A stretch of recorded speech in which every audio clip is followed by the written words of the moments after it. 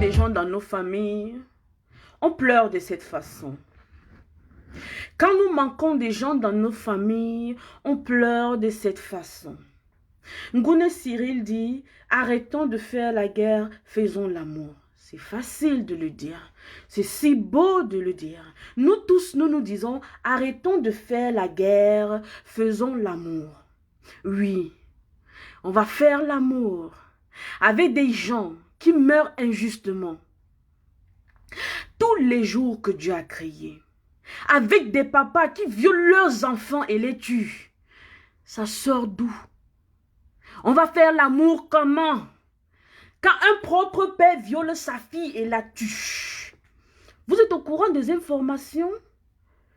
Oui, je pense bien. Mais comme d'habitude, on va chercher ce qui est facile à dire. Arrêtons de faire la guerre, faisons l'amour. Nous voulons bien faire l'amour contre des adversaires qui ne sont pas prêts à faire l'amour. Et ces adversaires ne sont pas loin. C'est des gens avec qui nous sommes dans les maisons. C'est des gens avec qui nous marchons tous les jours, nos amis.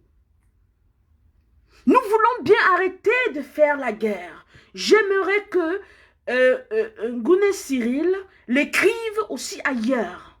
C'est ceux-là qui prônent le tribalisme, qui prônent les divisions, jour et nuit.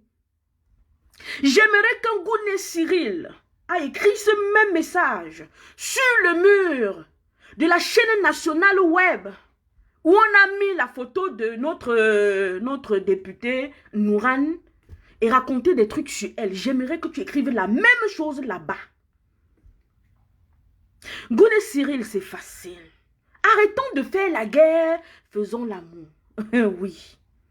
Le 22, les Camerounais sont allés faire l'amour. Ils ont marché sans toucher au grain de cheveux de quelqu'un. Et on a fait la guerre avec eux.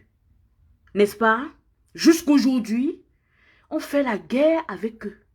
Cyril va demander dans les commissariats où les Camerounais, probablement, majoritairement, quand tu vois la liste des gars qui sont encore dans ces brigades de gendarmerie, les noms sont de la même région. La majorité, d'ailleurs, il ne reste que eux.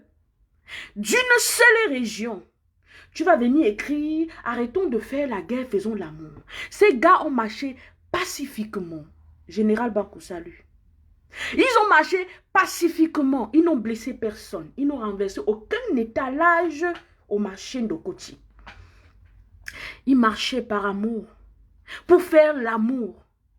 Pour dire, ceux-là qui nous oppriment, s'il vous plaît, arrêtez. Nous voulons l'amour. C'était pour l'amour qu'ils ont marché. C'est pour l'amour qu'ils sont sortis. Oui. Par amour pour toi et moi, Cyril Ngouné. Je ne sais pas si je prononce bien ton nom, c'est Ngouné ou c'est Ngouné. Tu parles de faire l'amour. J'ai aimé le post de notre sœur, c'est Rachel, qui disait, elle a fait un post hier que personne n'a même regardé. Bon, c'est que moi, je n'étais même pas connectée trop, je n'étais pas vraiment connectée hier. C'est ce matin que j'ai pu regarder les réseaux sociaux, j'étais trop busy. Elle disait, si marcher pacifiquement amène à ce que ceux qui marchent pacifiquement soient violentés, parce qu'ils marchent pour la paix, que faut-il donc, c'était un peu la quintessence de son poste, que faut-il donc pour avoir la paix? Si marcher simplement amène à ça. Camerounais, mes frères, quand je vois ton nom Cyril, j'essaye un peu de lire. C'est comme si tu es du côté, tu viens du côté des oppressés. Mais tu parles d'amour.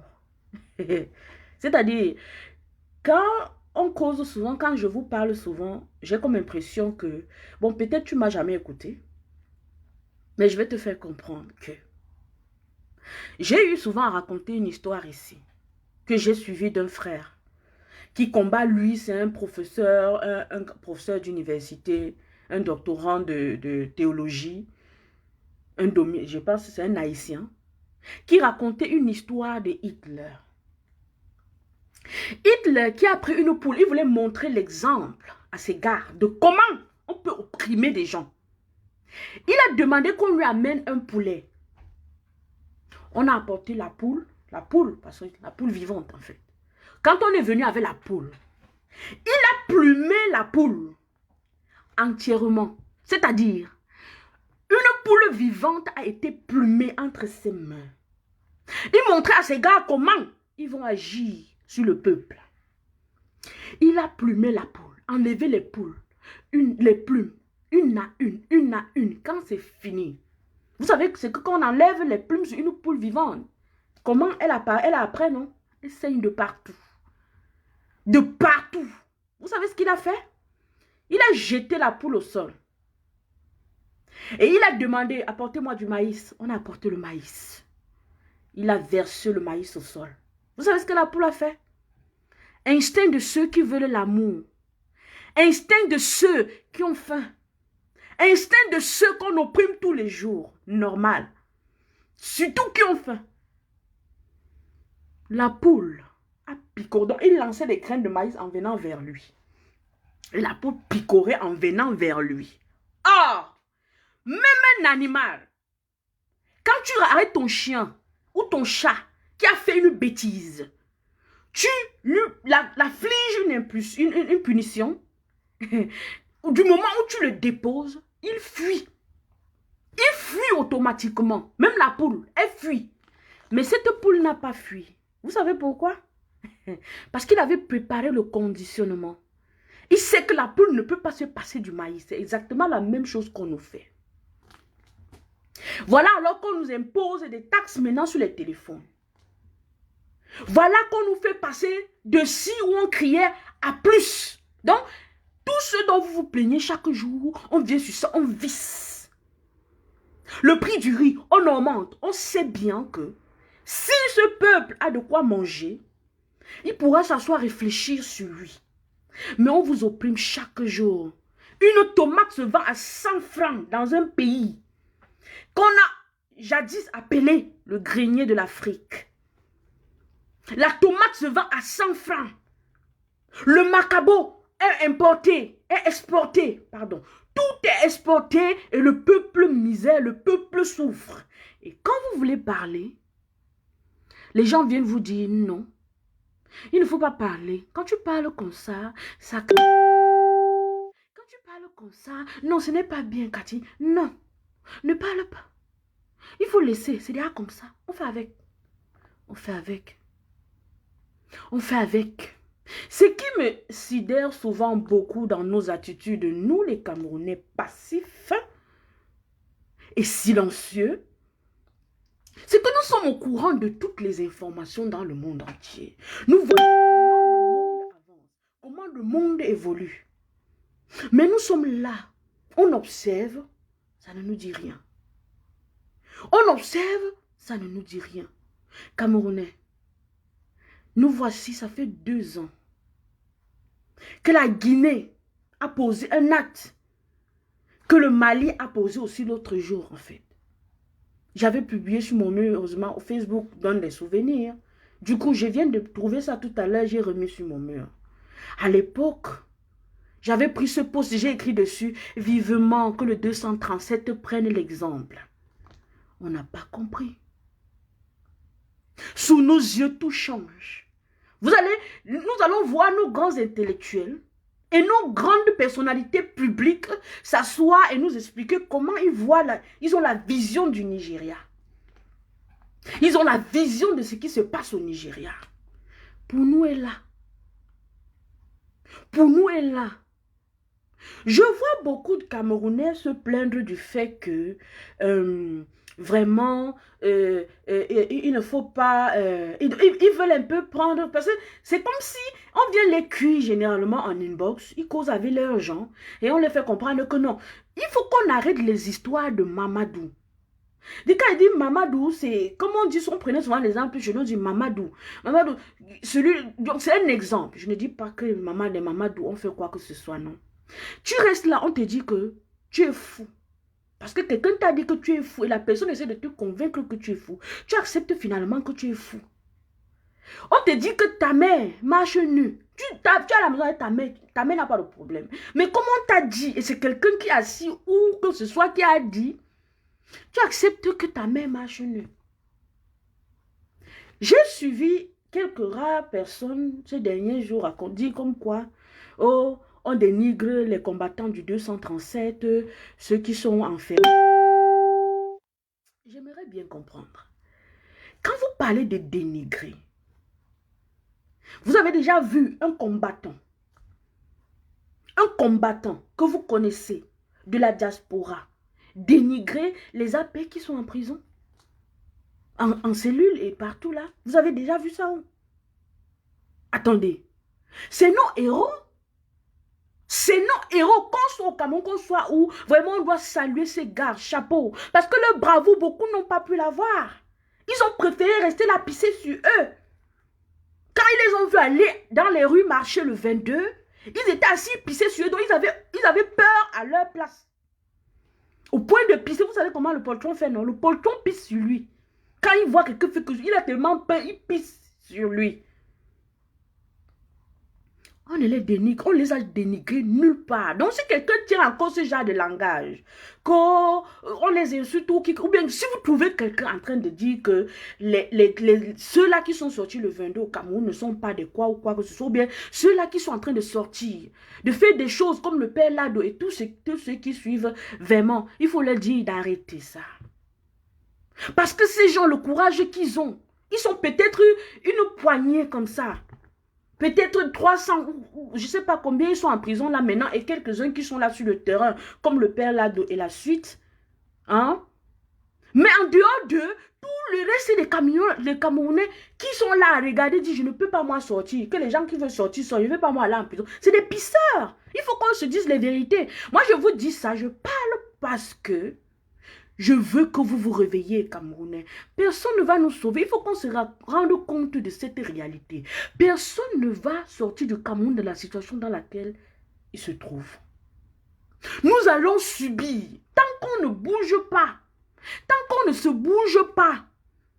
Vous pensez qu'on a... Je parle là au hasard, n'est-ce pas? Mardi, c'est dans quelques jours. Hein? Nous sommes déjà vendredi. Samedi, dimanche, lundi, mardi. Mardi encore, vous ferez encore comme vous avez fait depuis le 22. Après le 22, chacun est tranquille. Chacun est tranquille. Mais c'est ça qu'on ne comprend pas.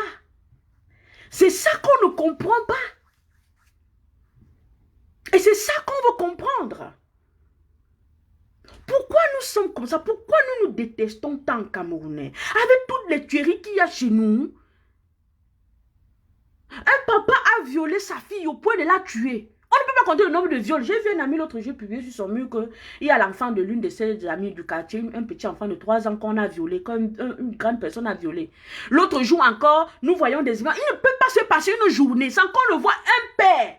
Quand il dit un père, donc quelqu'un qui a peut-être 10 ans d'âge de plus qu'un enfant de 3 ans, être en train de fouiller les fesses de l'enfant.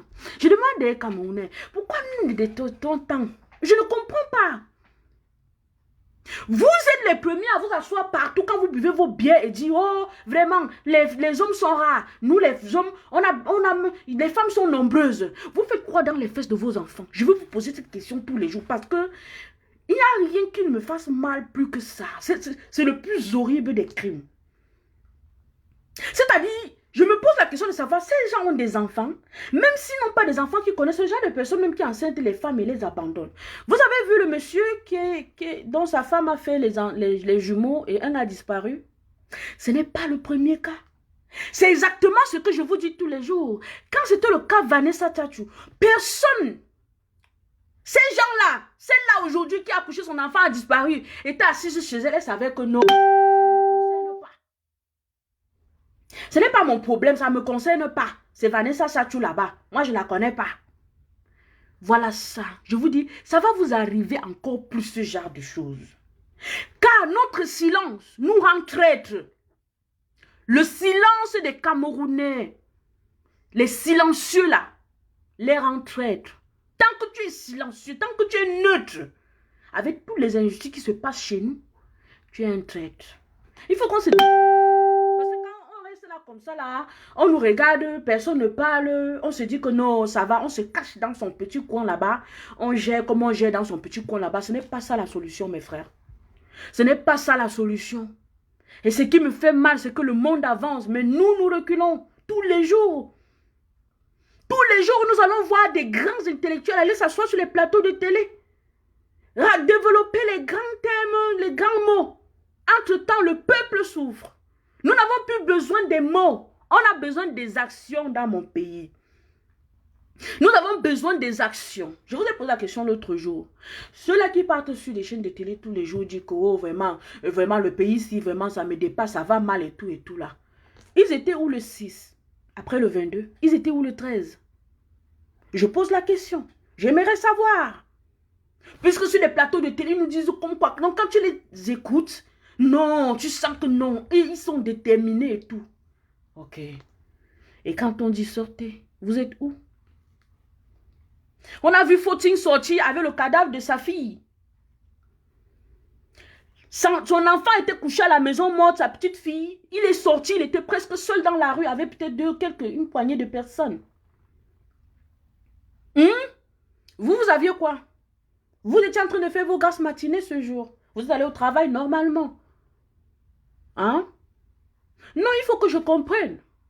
Il faut que je comprenne. Moi, et pas que je veux comprendre. Je veux comprendre quelle est la mentalité que nous avons.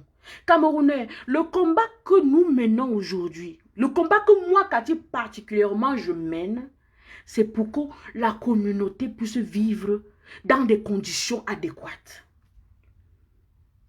Je respecte ceux qui font des combats individuels, c'est-à-dire ceux qui cherchent peut-être des gens, des cas sociaux pour aller gérer. Mais ce n'est pas la solution. Selon moi, ce n'est pas la solution. C'est la solution pour eux, c'est bien, j'accepte. Mais ce n'est pas la solution. C'est de gérer des problèmes communautaires. De sauver tout le peuple.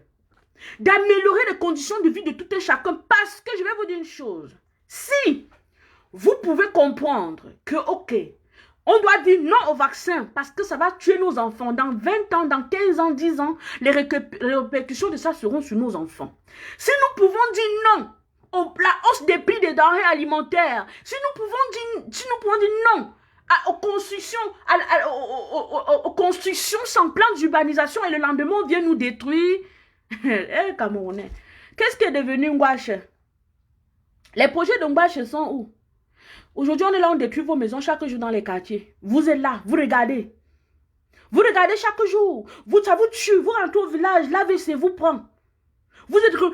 Les gens qui ont construit des maisons, ils ont vécu pendant 25 ans. Un beau jour, on vient, on détruit. Ou le moment où tu voulais un peu te reposer, que tu t'es tellement battu, tu as construit la maison, tu as géré tes enfants. Ils se battent aussi, comme on dit. Les Camerounais aiment se battre là. Mais le moment où tu veux te reposer, on te dit, on va venir te vous déguerpir. Et vous êtes tranquille. On ne vous récompense, même pas le plan de recasement, rien. Tout ce qui est normal chez nous. Tout ce qui est anormal chez nous. Et sur vos yeux, vous savez que c'est anormal. Camerounais, pourquoi vous aimez nourrir vos enfants du mensonge? Est-ce que vous savez que c'est très pénible de nourrir un enfant du mensonge? C'est le plus grave des crimes que vous puissiez faire. Vous avez nourri vos enfants du mensonge, les résultats sont là sur vos yeux. Vous violez vos enfants chaque jour. Ça fait toujours partie de les nourrir du mensonge. Sous vos yeux, les injustices se passent. Vous ne pouvez pas vous indigner.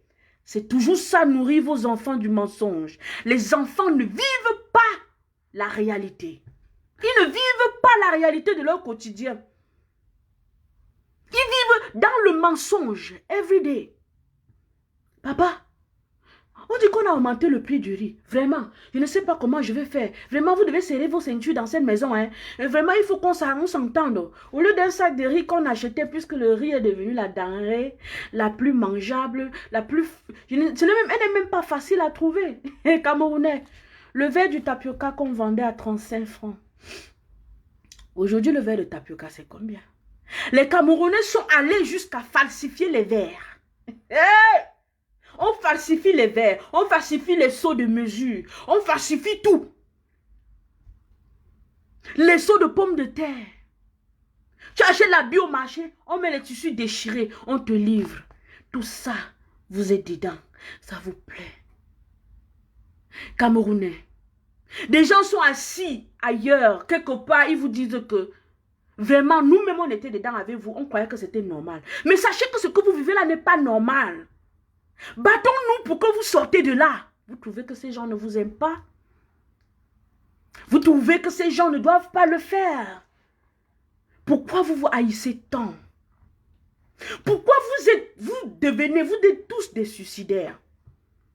Pourquoi? Pourquoi, Camerounais? Pourquoi? Pourquoi nous? Nous avons fait quoi pour mériter ça?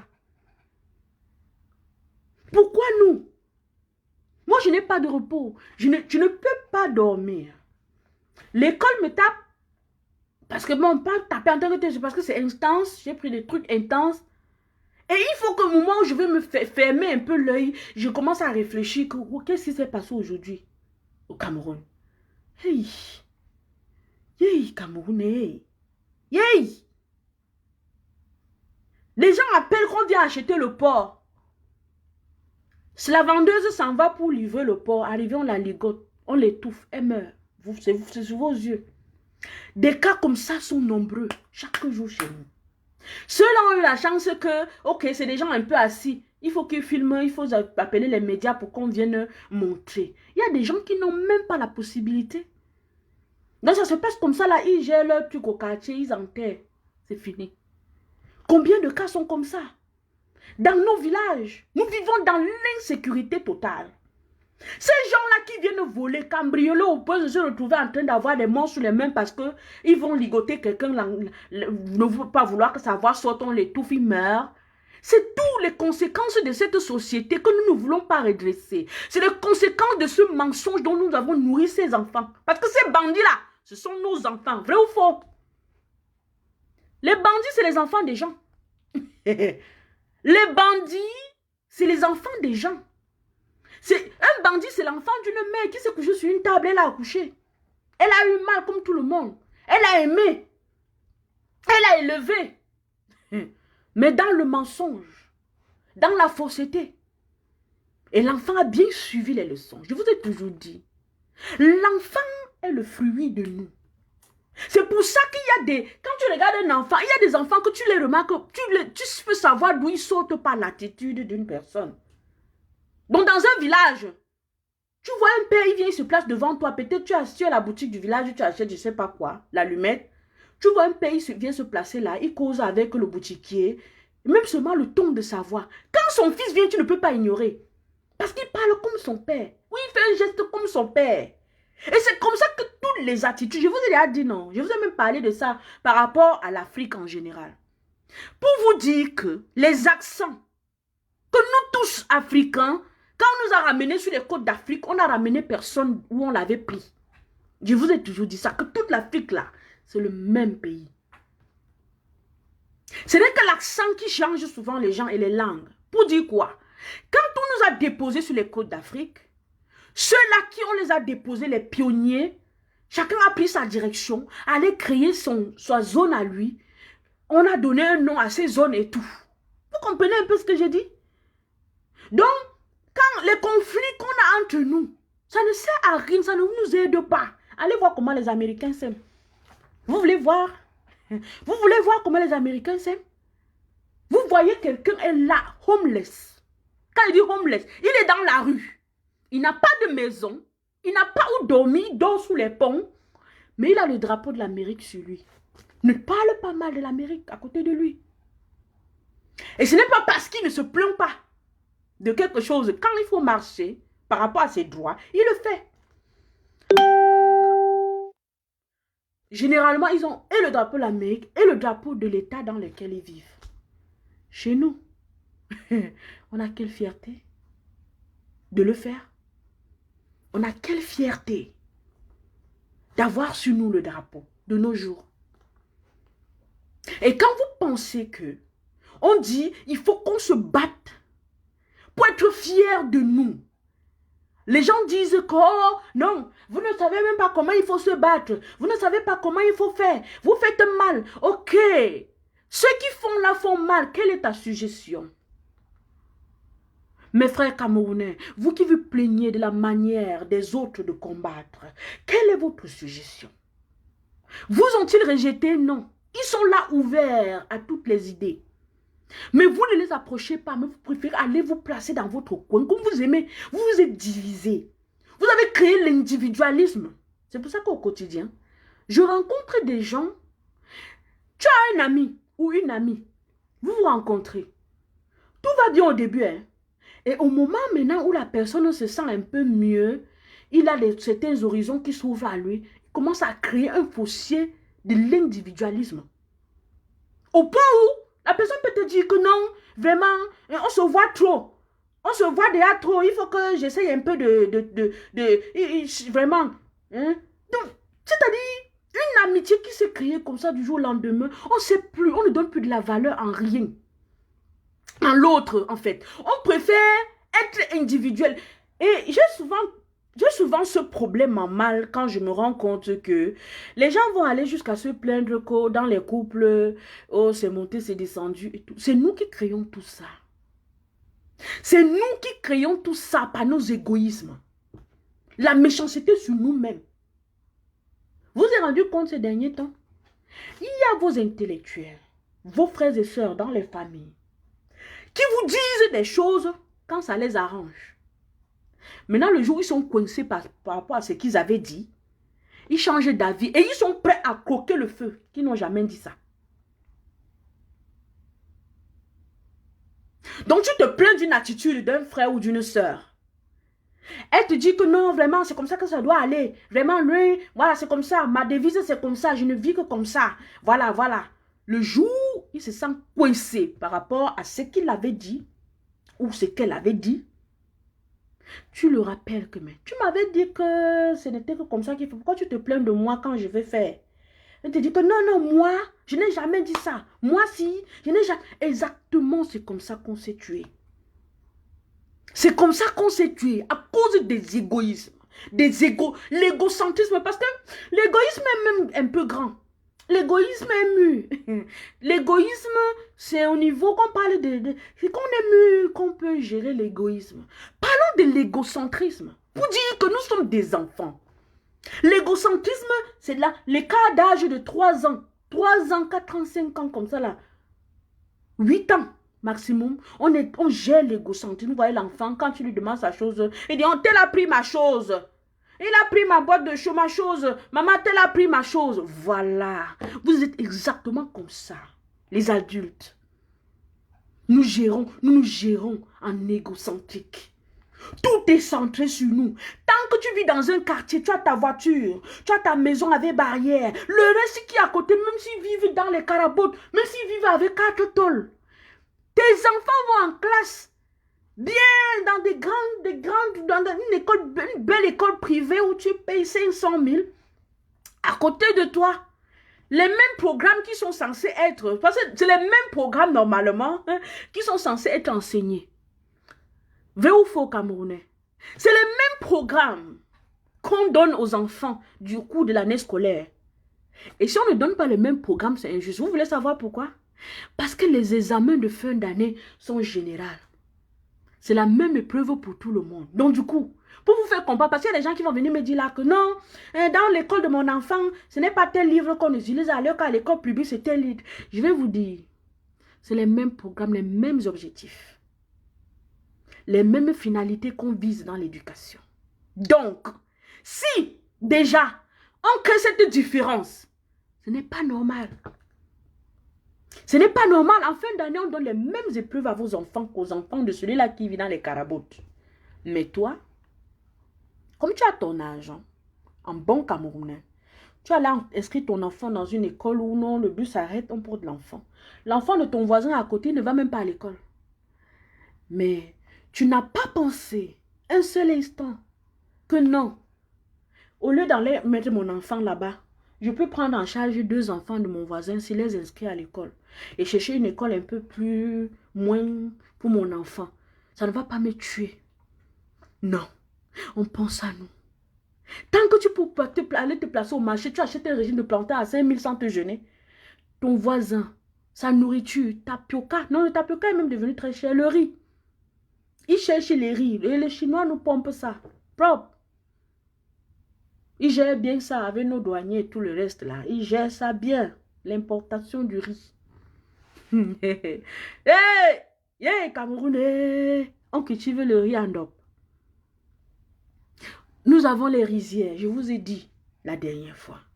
Quand tu quittes Douala, tu passes par Tchang jusqu'à Bafoussam. Même jusqu'à, si tu veux, même jusqu'à Bafang là-bas quelque part. Nous avons des bas-fonds partout où on peut créer des rizières. Mais si un de nos enfants vient avec un projet pareil, c'est nous qui le prenons. On l'étouffe comme ça. Jusqu'à un certain moment, il dit, pardon, laissez-moi, je ne vais plus faire. Vous le laissez. Et vous êtes derrière lui chaque jour pour voir s'il va encore essayer de faire. Sous nos yeux. Chers parents, vous avez envoyé vos enfants à l'école. Ils sont sortis de l'école, des grandes écoles d'agriculture, d'agronomie et tout le reste. Ils sont à la maison avec vous. Parce que tous les projets qu'ils veulent mettre sur pied, arrivé à un certain niveau, tout s'arrête. Mais vous êtes calme.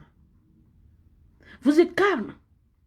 Ça aurait servi à quoi que vous dépensez tant d'argent pour amener vos enfants dans les grandes écoles? Et quand on veut s'asseoir, on s'assoit pour vous dire que that is not good for you, man. Vous devez réclamer, vous devez dire non, ça ne peut pas continuer comme ça. Nos enfants ne doivent pas sortir de l'école et être en train de souffrir sur les motos au quartier. Vous dites non, vous bavardez. Non, ce que vous racontez là, ça aide qui? Ça nous fait quoi? Pourquoi tu parles? Pourquoi tu parles? Ok. Je parlerai, je vous assure, je vais parler. Et s'il faut parler pour mourir, je parlerai pour mourir. Et quand je ne serai plus là, peut-être vous comprendrez. Je dis bien peut-être. Peut-être. Et peut-être je parlerai. Un jour, je serai aussi fatigué de parler. Oui. Mais mon peuple, j'ai perdu le sommeil. Je sais. Vous ne pouvez pas comprendre parce que peut-être vous tous, vous n'êtes pas comme moi. Et c'est la différence qui fait la beauté des choses dans la vie. Personne de vous là-bas n'est comme moi. On peut avoir certaines idées qui concordent, mais il y a toujours une différence de toi que je respecte, de moi que tu dois respecter. Et c'est comme ça, la différence, c'est ça qui fait la beauté des choses. Regardez les doigts de la main. Je vous ai toujours dit, allez demander aux psychologues, ils vont vous dire, plus les doigts sont différents, plus on a une dextérité manuelle très avancée. Je ne sais pas comment dire ça. Plus vos doigts sont différents, plus vous pouvez manier les choses que ceux que les doigts sont plus rapprochés en taille et autres. Demandez aux psychologues, ils vont vous expliquer. C'est pour dire quoi? La différence, c'est ça qui fait la beauté. Acceptez-vous, Camerounais. Nous ne devons pas être pareils, mais on doit s'accepter. On doit s'accepter, ne pas crier que, ne pas dire que oh, tel ne doit pas faire ci, oh, tel ne doit pas faire ça, oh, pourquoi tu fais ça? Comprenez les gens. Et je vous ai toujours dit, allez dans ce qu'on vous dit tous les jours. Allez dans ce que je suis assise là en train de vous dire. Prenez ce qui est bien pour vous. Le reste, ne vous en occupez pas. C'est comme quand tu tamises le couscous, tu laves le son, tu laves. Les déchets là, est-ce que tu as encore cherché à faire quand tu vas déposer pour regarder? Non. Si tu considères ça comme la saleté, tu mets ça directement dans la poubelle, tu attaches pour aller jeter. Faites un peu ça. Faites un peu ça. Général Bankou, moi, je suis dépassée par des événements, pardon. Je suis vraiment dépassée. Mardi n'est pas loin. Camerounais. On n'a qu'à dire que oh, la famille, oh, tu parles, oh, tu as fait ceci, oh, tu es... Non. Je ne me bats pas probablement pour ma famille, comme ils disent. Ma famille me dit, ce n'est pas pour nous que tu parles, fais tes trucs là-bas toi seul. Ok, je ne refuse pas. Si vous vous sentez bien, ma famille, à côté des gens qui souffrent à côté de vous, c'est bien pour vous. Je parle pour moi, pour que, quand il dit moi, pour que les gens se sentent bien à côté de moi. Je parle pour que les gens se sentent bien à côté de moi pour que je puisse au moins dormir en paix. Parce que c'est le fait que les gens se sentent mal qui m'empêche de dormir. Vous avez fait traverser à des combattants des périodes de crise terribles. Les accusant de oh, leur vie privée. Oh, tel a dit telle chose. Oh, tel a fait ceci. Oh. Vous, je ne sais pas. Je ne sais pas. On ne nous a pas appris le culte de la sélection. On ne nous a pas appris ça. C'est pour ça que nous n'arrivons à rien faire pour pouvoir sortir des situations accablantes qui nous, je ne sais pas comment dire ça. On ne nous a pas appris le culte de la sélection. C'est ça que je vous explique là. C'est-à-dire, aller sur ce que quelqu'un dit, prendre ce qui est bien pour nous, soit le mettre en pratique, soit l'utiliser pour voir les choses autrement et laisser ce que la personne a dit qui n'était pas bien. Parce que vous allez voir les gens, ils vont aller s'asseoir. Quand je suis en train de parler, il y a quelqu'un qui va prendre quelque chose, pap, comme quelqu'un a dit l'autre jour que toi-même tu es en train de quoi là? Il a dit tu es en train de parler de la haine. Tu parles de la haine. Attendez. Et tout le monde était étonné. Les gens ont attrapé son commentaire et dit, mais de quelle haine tu parles? Tu parles de quoi? Parce que moi, je ne savais pas même où j'ai parlé de la haine. Et même si c'était le cas, dans tout ce que j'ai dit pendant plus d'1 heure de temps, il n'a attendu que ce moment pour trouver son mot qu'il a qualifié de haine et s'asseoir dessus. C'est ça qu'on doit changer. C'est ça qu'on doit changer. Je ne cherche pas à que 1000 personnes soient assises là en train d'écouter ce que je dis. Je cherche à ce que, même si c'est 5 personnes, que ces 5 personnes comprennent ce que je dis et qu'ils puissent partager. Parce que prendre ça, rester avec, ça ne sert à rien. Rester avec ça toi-même, tu as suivi, c'est bon. Et qu'est-ce que l'autre a compris de ça? You don't care about. You don't care about. C'est-à-dire, vous ne pensez pas aux autres. C'est ça que j'ai dit.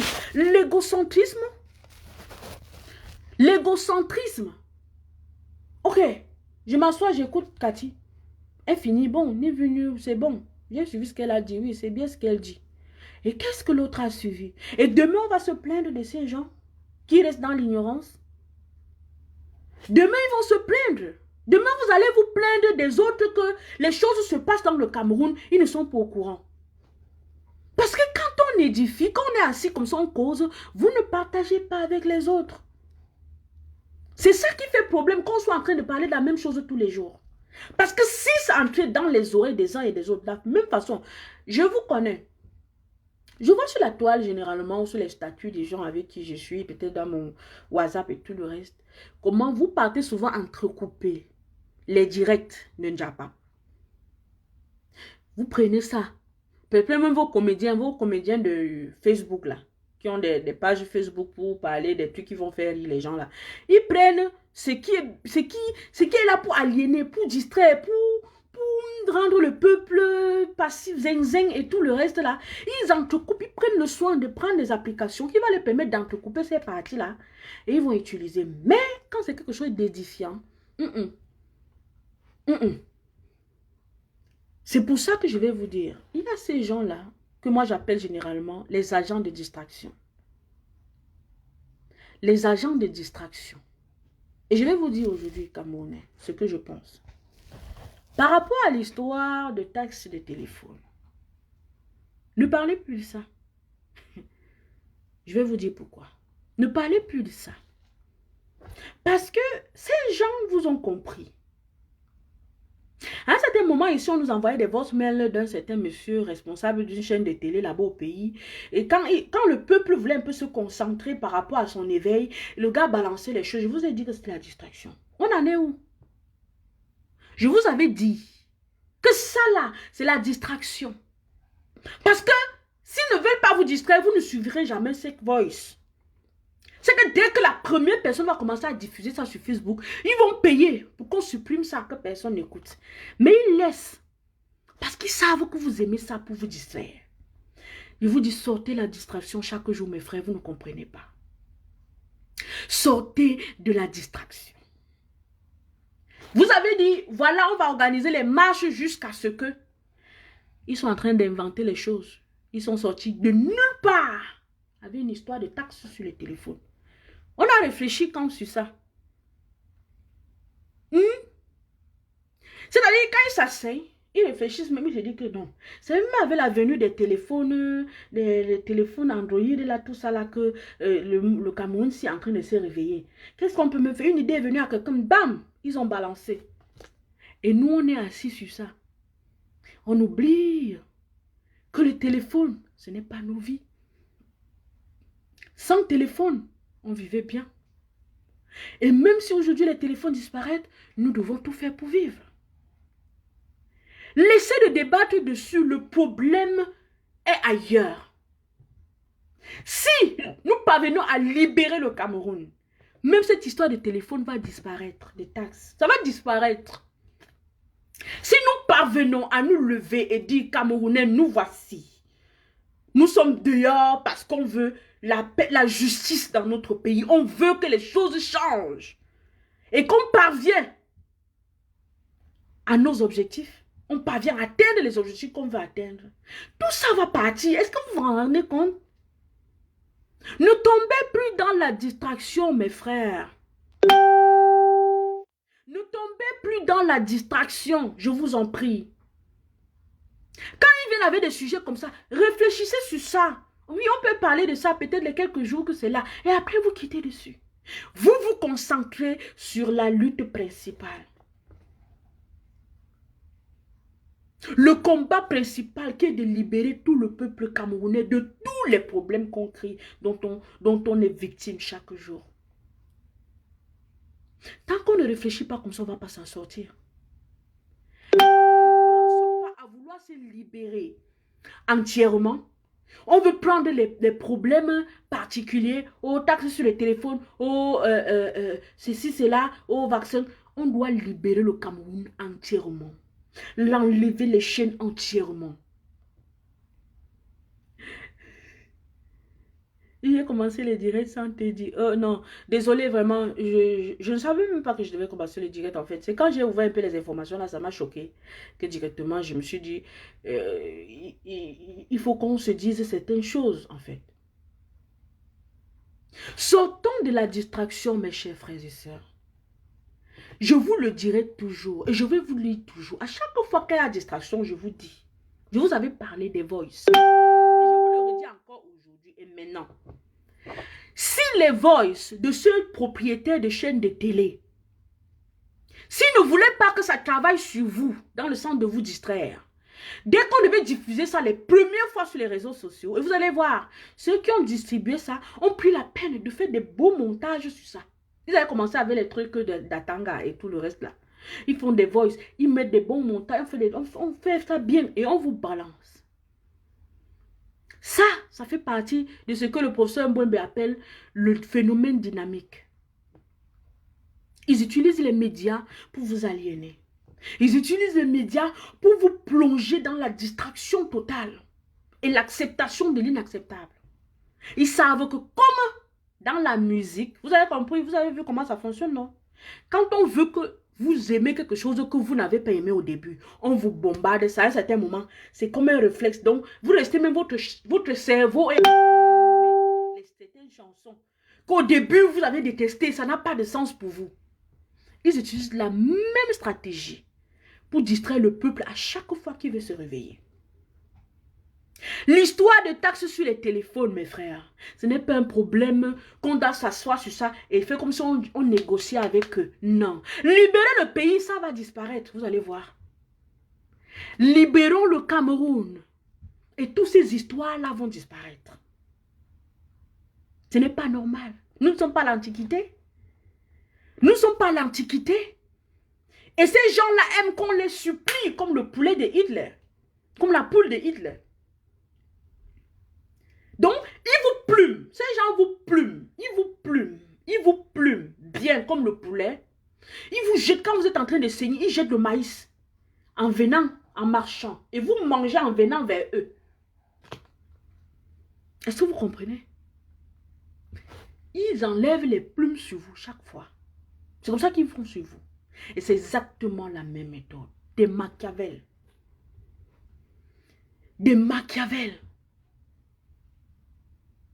Le jour où vous comprendrez, peut-être je serai plus en vie, peut-être je serai en vie, et je serai là en train de vous observer, Camerounais. Camerounais, on vous a appris à ne pas être sélectif, à ne pas savoir ce qui est bien pour vous et ce qui n'est pas bien. On mélange tout. Camerounais, on vous a appris à vous détester les uns des autres. Par conséquent, quand vous mélangez tout, vous entretuez entre vous, everyday. Au point où, chaque jour qui passe au Cameroun, il y a quelqu'un qui viole un enfant. Vanessa Tchatchou, quand elle a perdu son enfant, vous avez dit que c'était Vanessa Tchatchou. La femme qui a fait les jumeaux, elle a disparu là. C'était... Comme je vous l'ai dit au début de ce direct, quand on a volé l'enfant de Vanessa Tchatchou, cette femme devait se dire, qu'est-ce que j'ai à voir là-dedans? Je parle de ça par rapport à quoi? Hé, Camerounais, c'est comme ça que vous êtes. Les gens me demandent que, pourquoi tu parles des choses qui arrivent aux autres? Parce que je me mets à leur place. Parce que je comprends leur douleur. Parce que je comprends le traumatisme qu'ils peuvent traverser quand ces bizarres trucs les arrivent. Et nous tous, nous devons être comme ça. Avoir le cœur à pouvoir compatir qui traversent des situations difficiles. Sinon, nous ne sommes pas humains, Camerounais. Sinon, nous ne sommes pas humains. Si des gens aux États-Unis, si dans des quartiers, il y a des cimetières de chiens à côté de moi, le cimetière du chien, on enterre le chien jusqu'à faire son tombeau. Mettre le drapeau sur son tombeau. Chez moi, un être humain n'a plus de valeur. Au point où tu vois un cadavre en journée comme ça, toute une journée, on a dit qu'on a trouvé le corps de quelqu'un toute une journée. Personne ne demande c'est qui. Personne ne va dire, la commune est là. Tout le monde est là, on passe. Les autorités qui peuvent être en charge de gérer ce genre de situation, ils sont là, ils passent. Après, on va dire, oh les microbes, oh les ceci. Les microbes là, c'est les enfants des gens.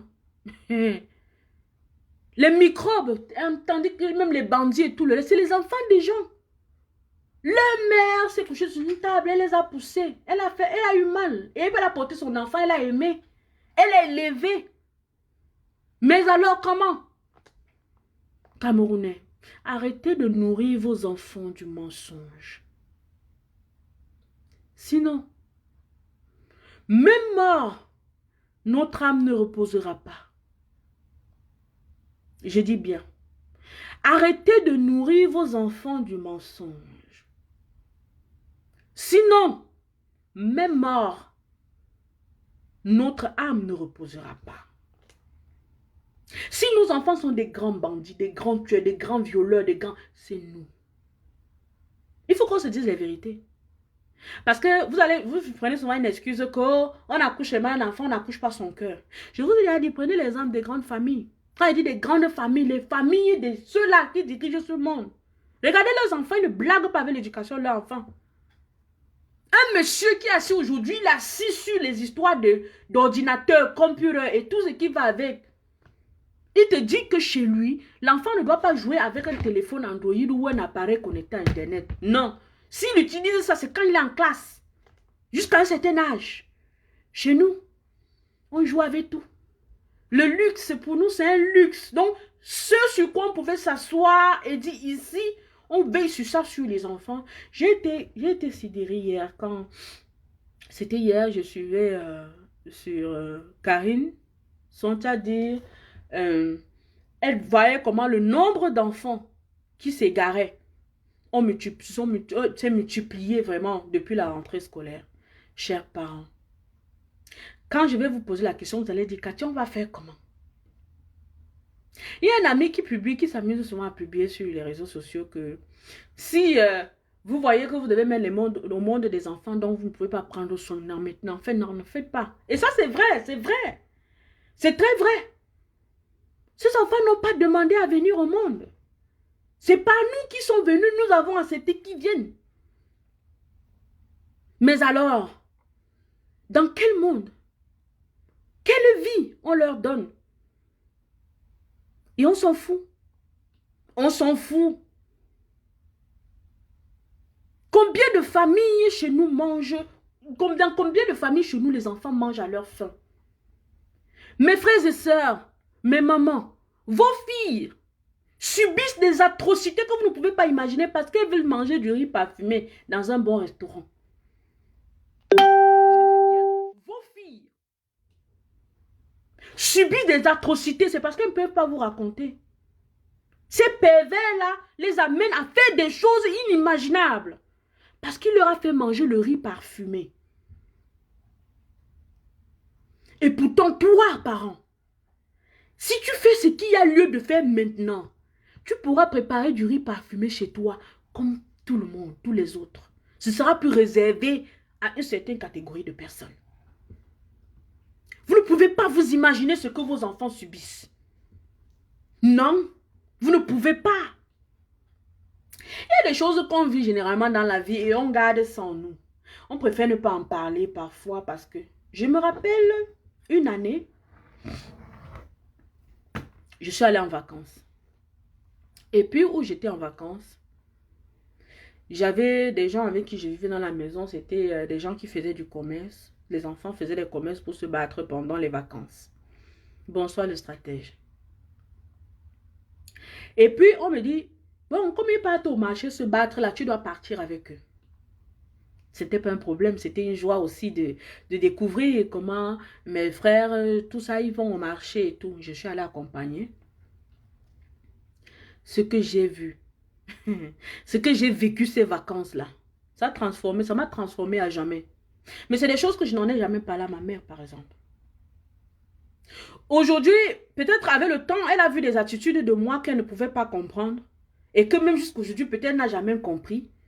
Mais elle ne peut pas s'imaginer ce que le fait que je sois allée au marché, accompagner une de mes, je ne sais pas, ma soeur ou quoi que ce soit, pour le commerce, pour aller chercher son argent de rentrée scolaire, comme les parents appellent.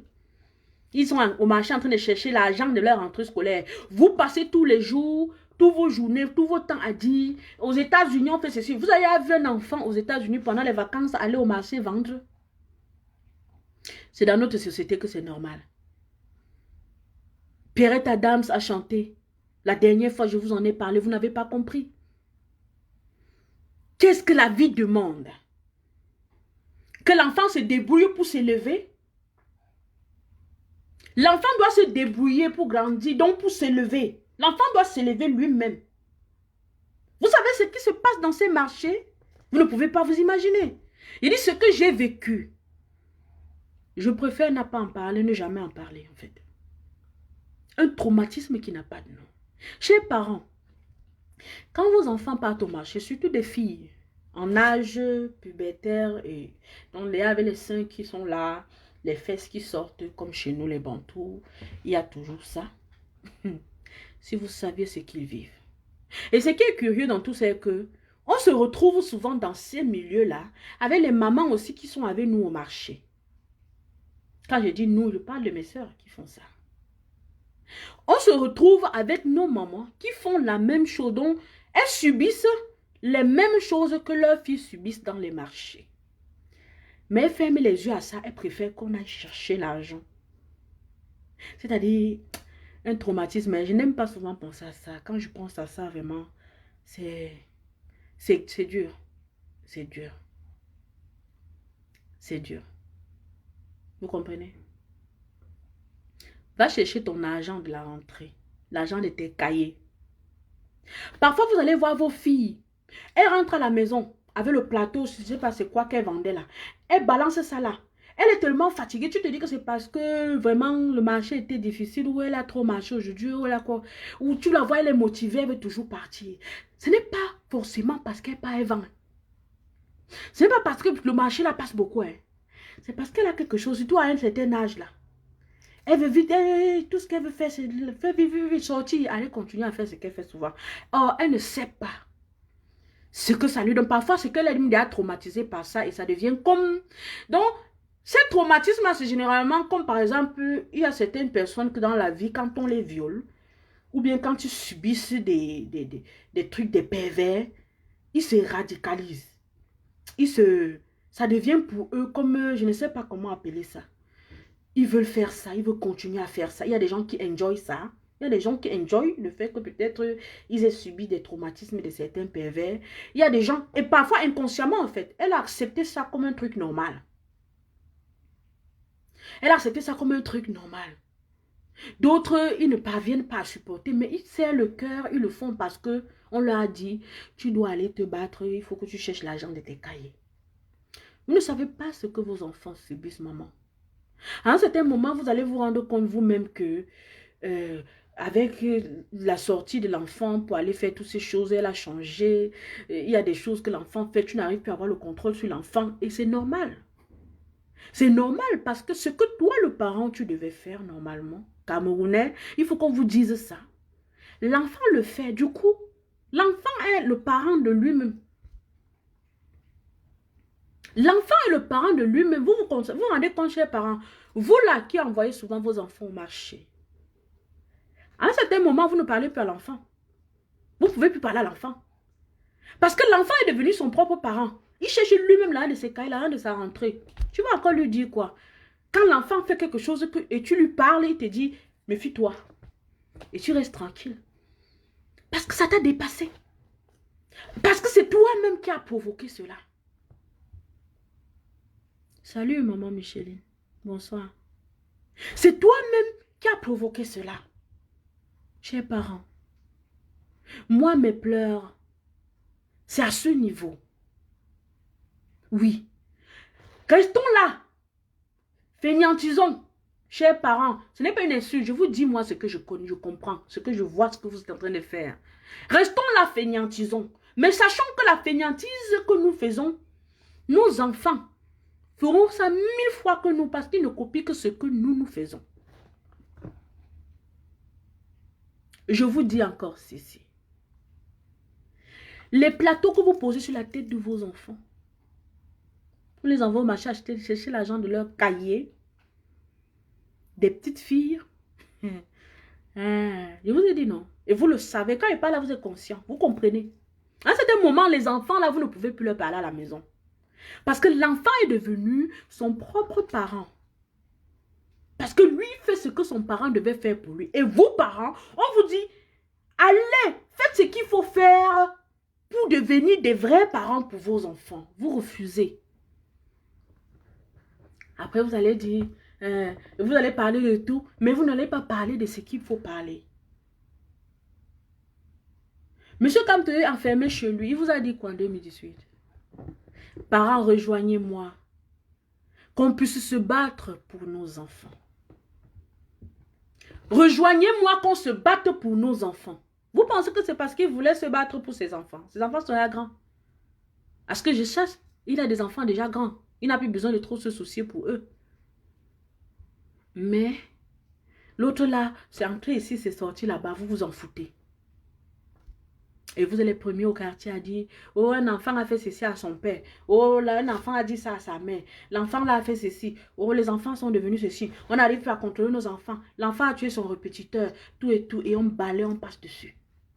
Quelle société? Quelle société? Quelle société?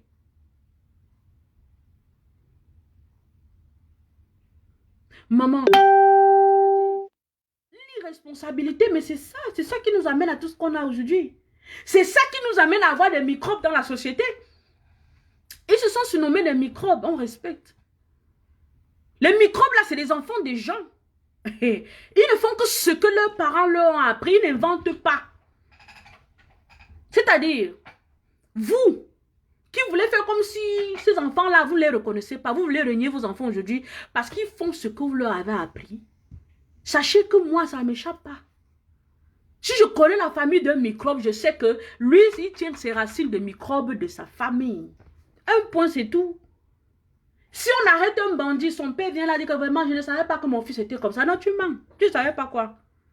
Quand il a commencé à ramasser à la maison, peut-être tu as parlé au début, après tu as laissé. Ça grandit.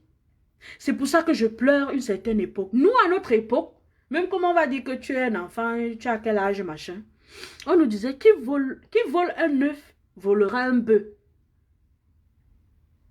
Qui vole un œuf, volera un bœuf. Et nous, Même jusqu'aujourd'hui, dans mon esprit, quand je pense à ça, je pense toujours à ça quand j'étais petite, quand on me disait ça. Quand je pensais qu'un œuf est petit comme ça, un bœuf est grand. Non, ça veut dire que si je vole l'œuf aujourd'hui, demain je pourrais voler un bœuf. Ça veut dire que je serai un gros voleur. Non, je ne dois pas voler. De nos jours, vous ne dites pas ça à vos enfants. Parce que vous avez fabriqué une société où si vous dites ça à vos enfants, ça va créer le court-circuit dans leur tête. Si vous dites ça à vos enfants aujourd'hui, vous Camerounais, que qui vole ne volera un peu, ça crée le court-circuit dans la tête des enfants. Parce que vous leur avez appris que le vol est normal. Devant vous, chaque jour, vous êtes assis devant les plateaux, devant les chaînes de télé. Les gens font le débat, on dit comment oh, les gens volent les milliards, les milliards. Ça ne vous n'agissez pas, vous en tant que parents, pour que vos enfants voient que ce n'est pas normal. Que vous vous battez comme ça parce que le vol là n'est pas normal. Vous acceptez ça, vous continuez vos vies. Et demain, quand vos enfants voleront, vous dites que vous n'avez pas savoir, vous ne savez pas d'où ça vient. C'est ce que vous leur avez appris. En suivant la télé, comprenant que des gens ont volé des milliards et ne rien faire, ça transforme ton enfant en un bon bandit. Demain, ne nous dis pas que tu ne savais pas. Tu ne sais pas. Depuis quand tu ne sais pas que ton enfant vole. Hein? Oui, maman. C'est un échec fatal, comme tu le dis, maman. Il faut utiliser les termes. Cette histoire de microbes. C'est l'échec. On a échoué. Cette société a échoué. On a raté tout. On a raté tout. Et comme je vous le dis, ces enfants sont des enfants de gens. Donc, chers parents, pour que ça finisse, c'est vous qui devez arranger ce que vous avez gâté. C'est vous. Je suis désolée que mes parents m'écoutent aujourd'hui et qui disent qu'il ne faut plus parler. Oh, tu parles, machin, machin, machin et tout. C'est vous qui m'avez rendu comme ça. Maman, tous ceux qui m'ont élevé m'ont appris que dans la vie, quand tu vois que ce qui n'est pas mal, qui est mal, il ne faut pas rester bouche bée. Tu dois parler. Il faut parler. Il faut dire, il faut agir. Si tu peux. Si on est en train d'agir pour une justice, fais-le. Aujourd'hui, parce qu'on prend 2, 3 personnes, on torture. Parce que quand ils veulent aller, on n'est pas avec eux. On prend les tortures, on commence à dire que non, il ne faut plus parler. Moi aussi te prendre, on va te torturer. J'ai quoi à faire avec ces gens? Hein? J'ai quoi à faire avec ces gens? Mais Cathy, lorsque Mbia avait reçu donation, il légitimait ainsi le bien mal acquis. Oui! Quand tu parles de donation, là, vraiment, je pense que le nombre de gens qu'on a déjà... vraiment, il est vrai que le peuple a quand même subi. Hein. Mais le peuple camerounais, la seule façon de sortir de ces histoires, c'est de la même façon dont ils vous ont mis les dents. Ce n'est pas avec pause, je ne sais pas comment dire ça, avec paisiblement. Non. Ils vous mentent. Ils vous mentent. Maintenant, les parents encouragent les enfants. Je vais vous dire une chose. Il y a une chose que nous tous, nous savons chaque jour. Tu ne peux pas être à la maison avec ta fille. Elle vient avec un nouvel habit, une nouvelle chaussure. Un enfant, en fait, qui ne se cherche pas de l'argent. Tu ne lui demandes pas d'où ça sort. Beaucoup de parents ne demandent pas. Ils s'en vantent même. Que l'enfant saute de la maison sans rien, il revient avec des nouveaux vêtements, des trucs. Elle ne va pas lui demander ça sort d'où, qui t'a donné la personne, c'est qui, je veux voir la personne. Non. Elle va seulement entendre que non, le jour se lève, l'enfant porte ses images partout, on voit comment l'enfant a des nouveaux habits et tout. Ça, c'est quelle société? Moi, je n'ai pas vécu ça, moi. En grandissant, je n'ai pas vécu ça. Tu devais dire à ma mère, d'où sort? Elle rentre, tu rentres, elle prend vos sacs, elle fouille. Tu as la gomme d'un ami qui, par erreur, s'est retrouvé dans ton sac. Hey, tu vas croire que tu as tué quelqu'un. La gomme s'y sort d'où? Tu as pris ça où? Je veux que dès que tu arrives en classe demain matin, tu remettes à la personne. Je revois comme ça. Je vais aller en classe. La personne, on va me dire, si tu as volé. Mais attends, vous parlez de quoi? Donc même seulement ça ne pouvait pas faire que tu entres à la maison avec quelque chose qu'on ne sait pas d'où ça sort. Jusqu'à un certain âge, en fait. Et vraiment, quand je vois de nos jours des choses qui se passent, tu vas même beau aller dire à un parent que ton enfant là, elle est louche. Ta fille est louche, elle est bizarre. Il dit non, laisse mon enfant tranquille, laisse mon enfant tranquille. Quand ça le prend, boum, elle ferme la bouche. C'est ça. Camerounais. Quand ça va nous arriver, hier, les parents, les gens de la famille de cette fille qui s'est fait tuer, ou c'est hier ou c'est aujourd'hui à Bafoussam, pouvaient être assis. Je suis sûre que parmi les gens de sa famille, il y avait des gens qui m'ont déjà écouté. Quand je leur dis, restez silencieux, ça va vous arriver. Ça va nous prendre nous tous, ça ne va épargner personne.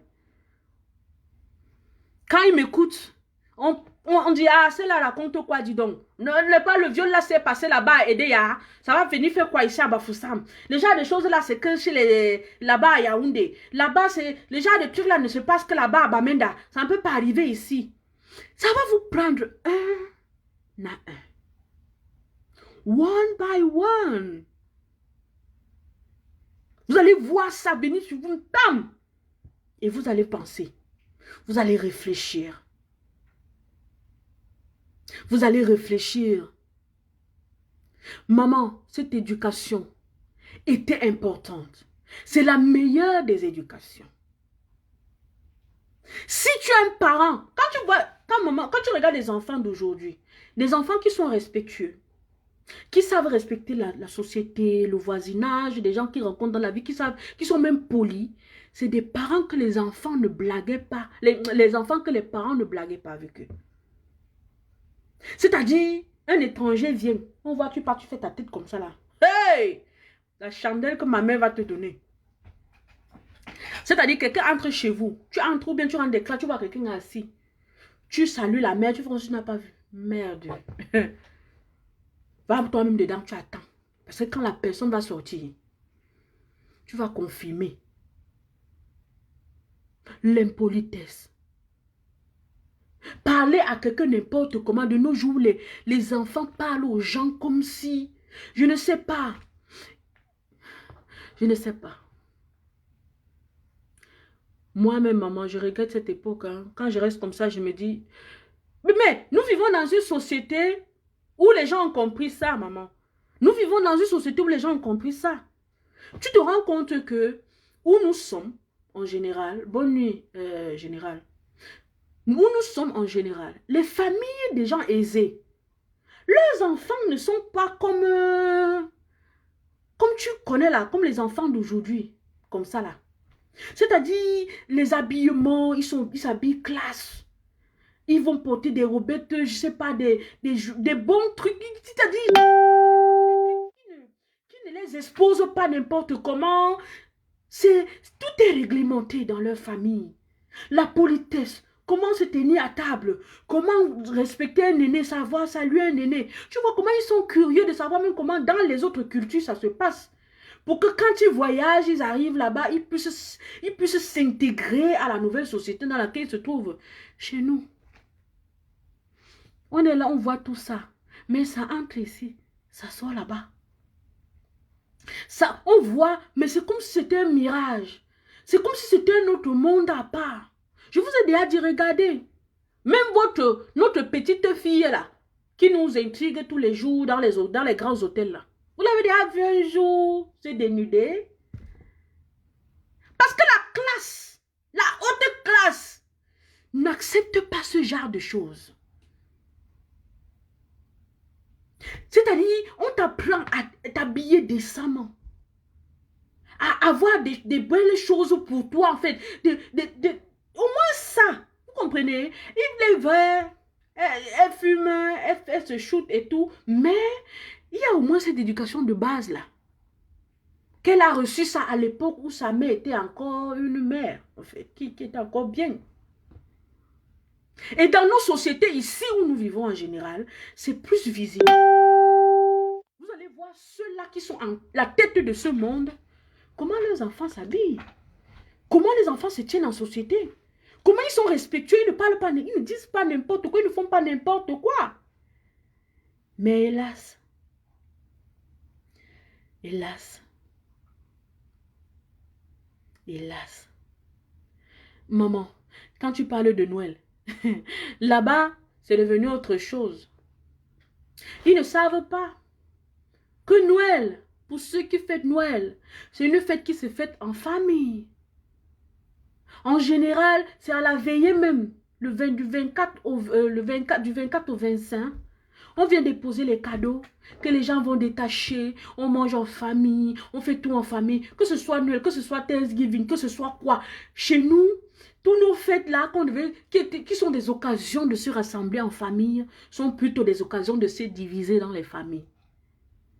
Les occasions où les maisons sont vides. Tous les enfants sont dans les rues. Et c'est normal. Quelle société, mon Dieu? Quelle société? Pourquoi cette mentalité? Pourquoi cette façon de faire des choses exagérément? Et maintenant, quand il faut faire les choses de cette façon pour vous libérer, vous ne le faites pas. Noël, vous voyez, vous êtes les premiers, nous sommes les premiers généralement.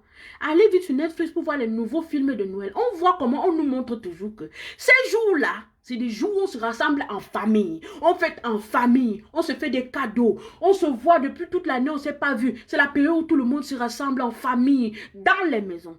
Mais chez nous, c'est le contraire. C'est ce jour que tout le monde est dehors. Les maisons sont vides.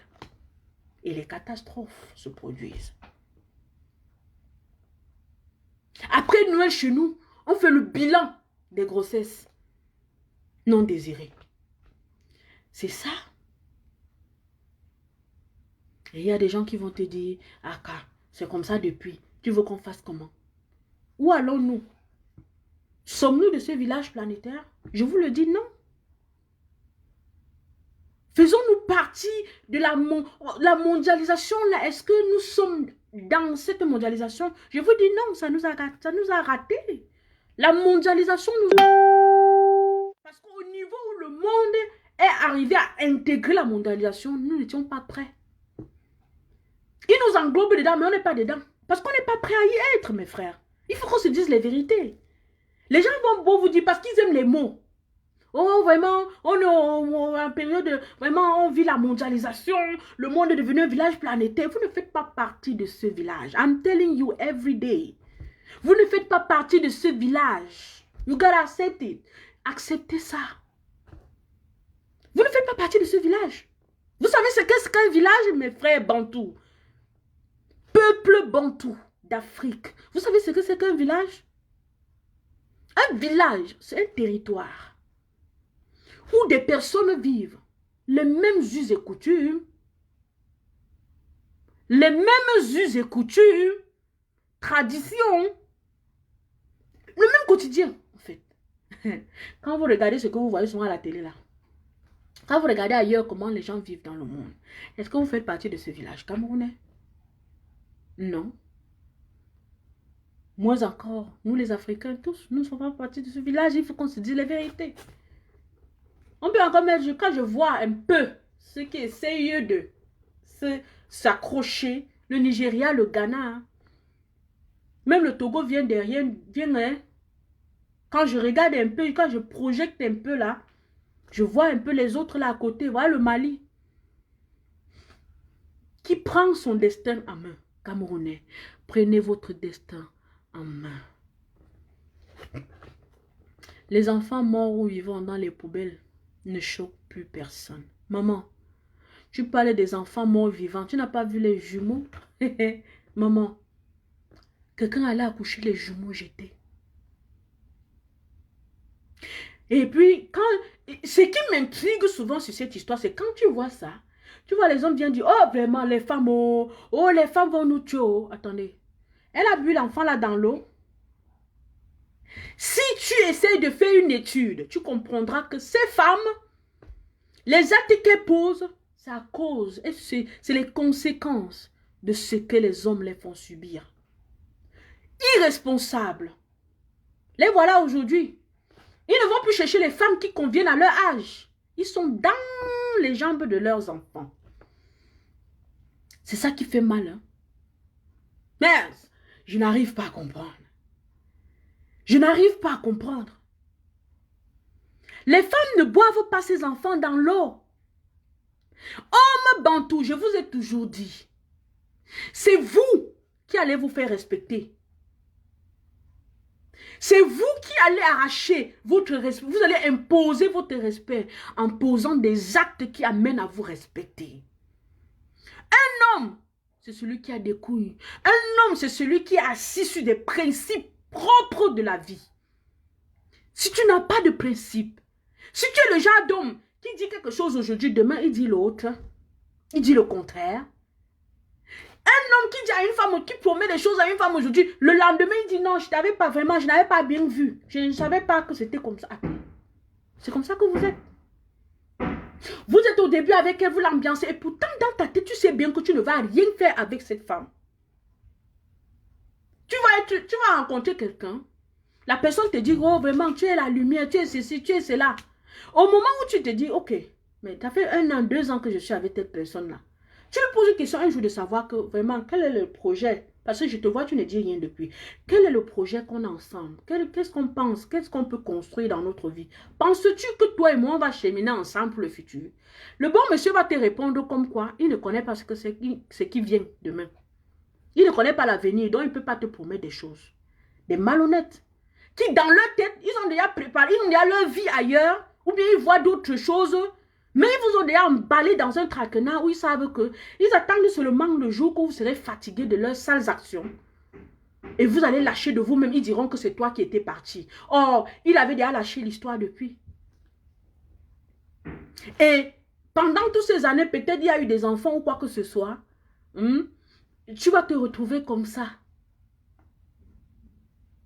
Si tu ne sais pas ce que tu viens faire avec elle. Dans le business ou quoi que ce soit, tu sais que tu viens juste pour ambiancer la vie de la personne. Dis-lui la vérité. Ou bien, ne t'engage pas, ne dis pas certaines choses. Parce que, comme on le dit souvent dans la Bible, tout se fait au pouvoir de la langue. La langue, c'est quoi? Ce qui sort de la bouche, la parole. Tu dis à quelqu'un, je suis avec toi, oh, je vais te donner, je vais te faire ceci. Tu n'es pas obligé de le dire. Si tu n'es pas sûr, ne parle pas. Il y a beaucoup de gens qui vivent dans des situations comme ça, que ce soit homme ou femme. Et demain, on va dire, oh, la femme a fait ceci. Vraiment, les femmes, hein. Vraiment, les femmes, hein. Non, il ne faut rien promettre. Voilà, le formule magique, je ne te promets rien. Maman, parfois, ils promettent même. Parfois, que ce soit fille ou garçon, il te promet. Une fille te promet que non, le mariage, vraiment, on va vivre ensemble et tout. Du jour au lendemain, il va te sortir ce genre de paroles-là. Que vraiment, je ne sais pas ce que l'avenir, voilà les malhonnêtes, les plus grands malhonnêtes des histoires. Il te dit, moi, je ne sais pas ce que le futur nous prévoit, je vis au jour le jour. Or, devant une femme qui sait que non, ou bien devant un homme qui sait que non, celui-ci c'est le mien, non, il va lui dire, non, non, tu sais que ce n'est que toi. Ma vie, c'est avec toi.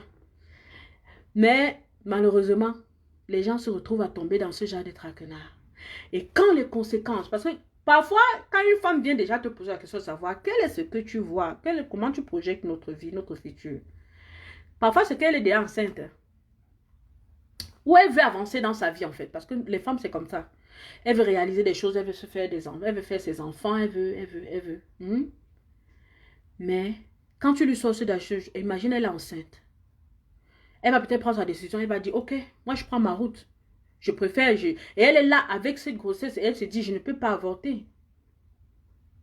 Mais au moment où l'accouchement vient, peut-être elle a encore subi tellement de choses entre-temps, elle a essayé de lui faire comprendre, j'ai porté ton enfant quand je faisais ça, machin et tout, et tu le rejettes. Tu la rejettes. Et elle se retrouve abandonnée à elle-même. Mais attends, je me pose souvent des questions. S'il vous plaît, aidez-moi, je veux comprendre. Quand tu portes quand même des enfants pendant 9 mois, tu t'en vas quand même accoucher. Les gens t'ont vu avec le ventre. Ou bien quand tu tombes enceinte, là, tu changes d'état, de ville, je ne sais pas trop quoi. Tu changes d'état de ville pour aller accoucher là-bas, j'étais et rentrer où tu étais. Où ça se passe comment, mes soeurs? Je veux comprendre. Tu as quand même porté 9 mois, le plus difficile. Comme on le dit souvent, Dieu n'abandonne pas les oiseaux du ciel. Pourquoi l'avoir laissé? Moi, je ne sais pas. Je veux comprendre. Tout est gâté, mes frères. Tout est gâté, mes soeurs. Et tout ça, Ça doit s'arrêter. Moi, je vois dans tout ça la misère, la famine.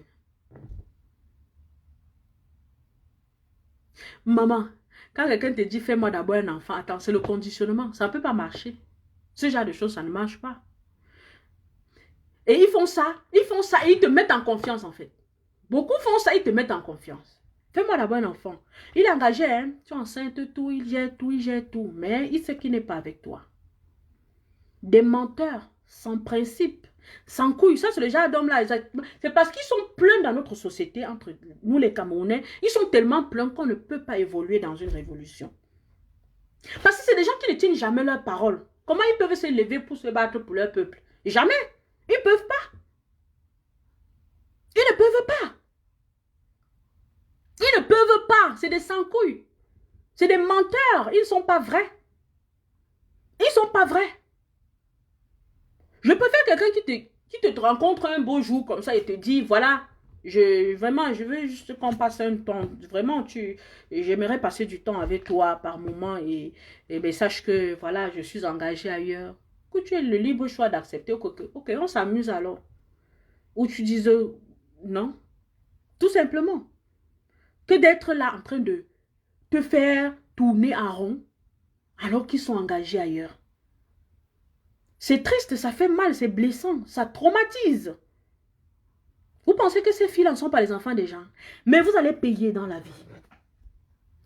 Tout se paye dans cette vie. Quand ces gens-là font ce genre de choses, et le lendemain, leur fille se retrouve dans des situations de viol, de mariage qui ne marche jamais, elle est partout, on la prend ici 2 ans, on la chasse, elle part là-bas, fait 1 an, on la chasse, elle part là-bas, fait ainsi de suite. Ils disaient, ouais, je ne sais pas quelle malchance j'ai avec mes enfants. Non, c'est ce que tu as c'est ce que tu as fait aux enfants des gens qui arrivent à tes propres filles. Et j'ai ri un jour quand je causais avec une amie et elle me disait, Cathy, des statistiques des hommes que j'ai eus dans ma vie et qui m'ont toujours traumatisée, beaucoup parmi eux font plus de filles. Je vous assure. Quand elle m'a dit ça, j'ai aussi voulu regarder un peu autour de moi. Hein. Regarder même avec mes cousines et tout. Et c'est pareil, c'est vrai. Beaucoup parmi ces hommes qui aiment traumatiser les enfants des gens, les tromper, font plus de filles. Et le lendemain, le karma. Le karma.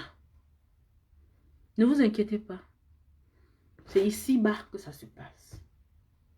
Ici-bas, l'enfer et le paradis. Ici. Hein.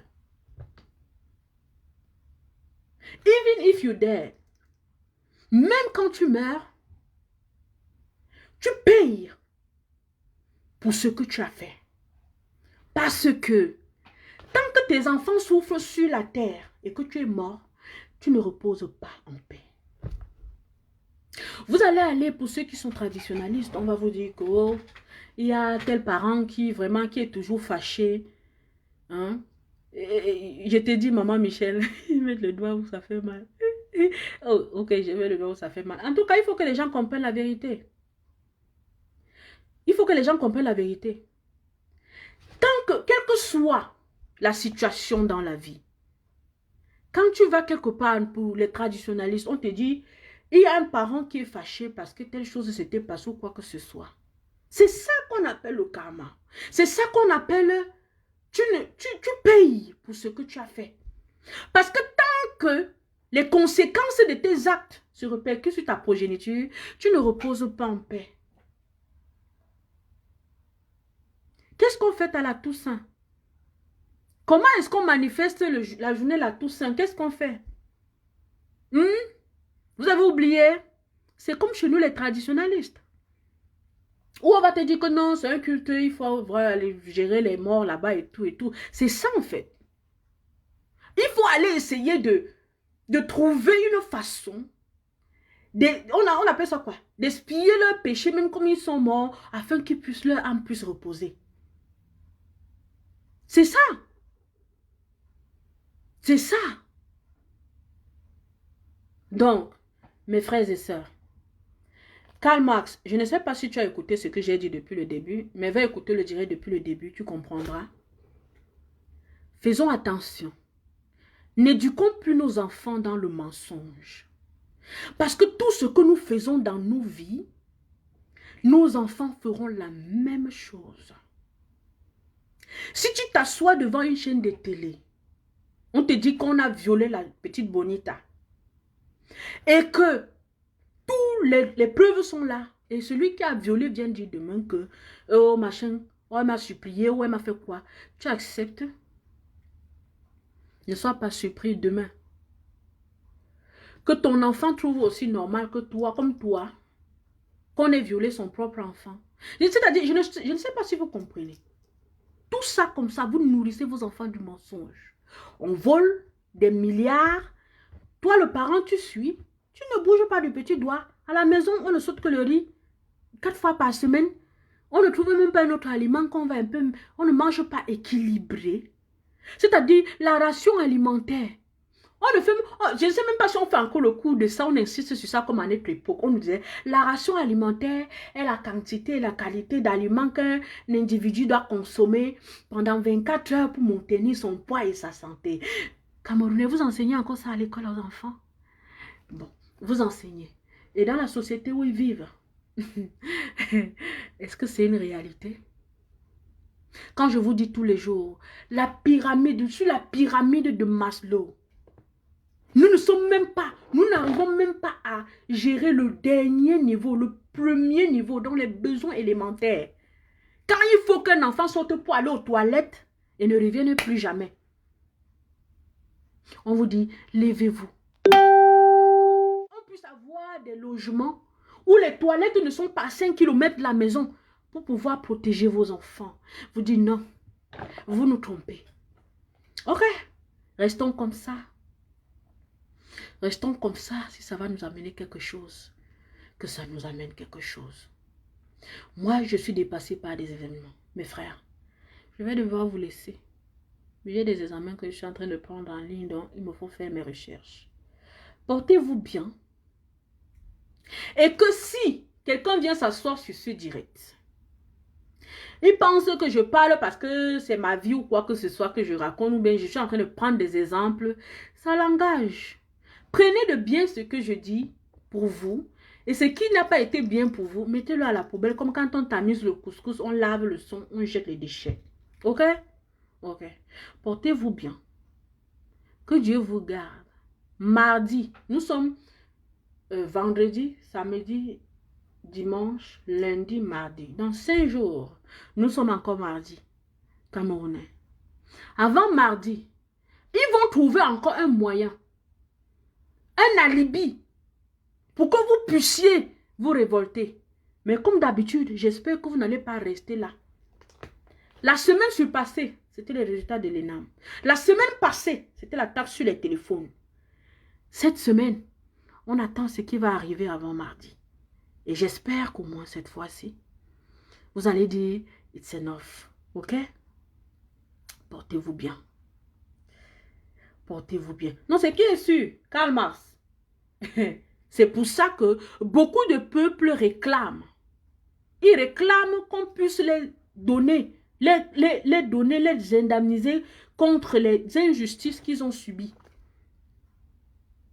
Par les Occidentaux, je ne sais pas trop quoi.